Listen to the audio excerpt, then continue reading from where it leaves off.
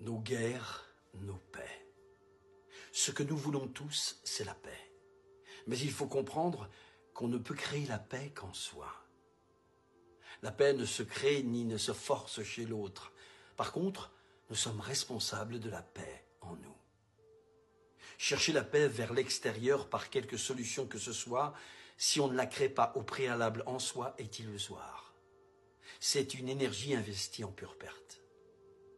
Alors comment créer la paix en soi?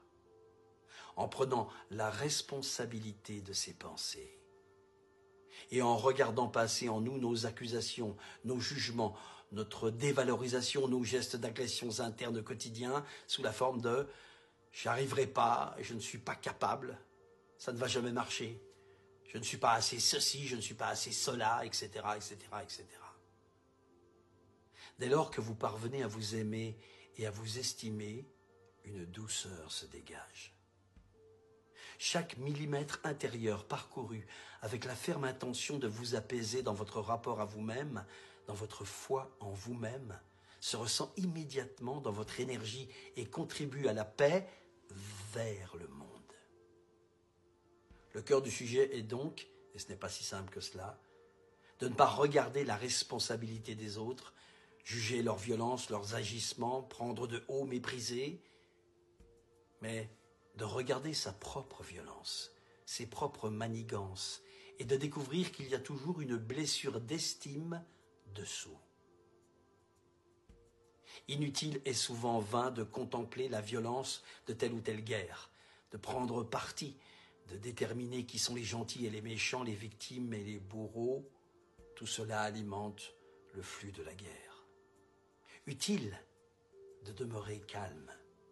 Et chaque feu qui se consume à l'extérieur, chaque explosion du monde, si vous voulez aider, décidez d'en éteindre un petit bout en vous. Un seau d'eau sur votre haine, sur votre agressivité, une caresse sur votre peau, un sourire pour vous-même. Immédiatement, vous vous calmez. Immédiatement, votre calme irradie dans le monde et contribue à apaiser les incendies allumés par d'autres. Le seul champ d'action bénéfique est en vous. Le seul vrai courage, c'est de prendre la responsabilité de vos humeurs. Tournez le dos à vos peurs. Vous savez si bien le faire, vous le faites parfois et en connaissez le bénéfice et la vertu. Ne vous laissez pas entraîner dans le flot des victimes qui se défendent contre des victimes qui se défendent, chacun arguant de la violence de l'autre pour justifier la sienne, et des décennies, parfois des siècles de violence, se stratifiant peu à peu en un feu commun qui ne peut et ne veut s'éteindre.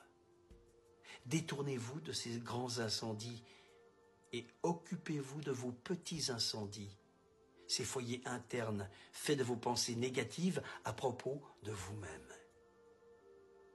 Et oui, car là où vous êtes le plus souvent, vous ne pouvez rien faire d'autre d'efficace ni d'utile.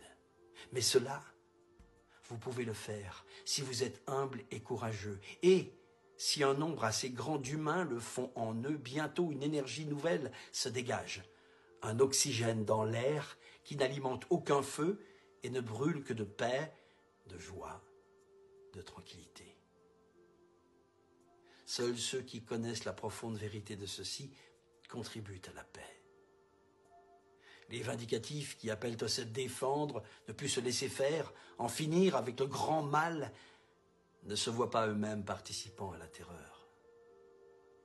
Quittez l'inquisiteur en vous-même, celui qui en attente à votre noblesse, à votre foi, partant de pensées coupables, inconfiantes, dures, partant de petits coups de couteau dans le dos, chaque fois que vous vous mal-aimez, que vous blessez votre lumière en communiant avec votre ombre.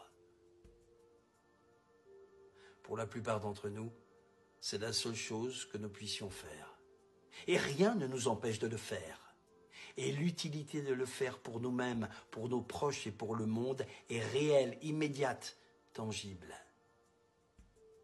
Soyons ce seau d'eau-là, le seul que nous ayons dans les mains, celui qui apaise nos propres incendies.